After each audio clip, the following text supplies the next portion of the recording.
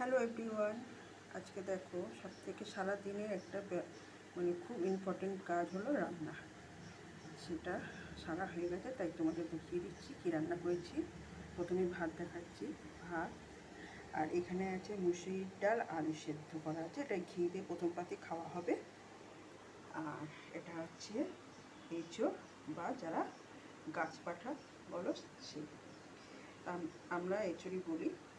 তবে আমার বড় দানার যে এঁচোড়টা সেটাই আমার বেশি খেতে ভালো লাগে। তবে তোমাদের এই এঁচোড়ের যে রেসিপিটা আমি পরের ভিডিওতে আমি দেবো, সেটা তোমরা দেখে নিও। তবে আমার এঁচোড়গুলো দেখেছো একটুও কিন্তু ভাঙিনি, সব গোটা গোটা যেরকম মাংসের মতো থাকে ওরকম রয়েছে। আর শশাটা এখনও কাটা হয়নি, শশা রয়েছে আর ঘরে পাতা টক দই।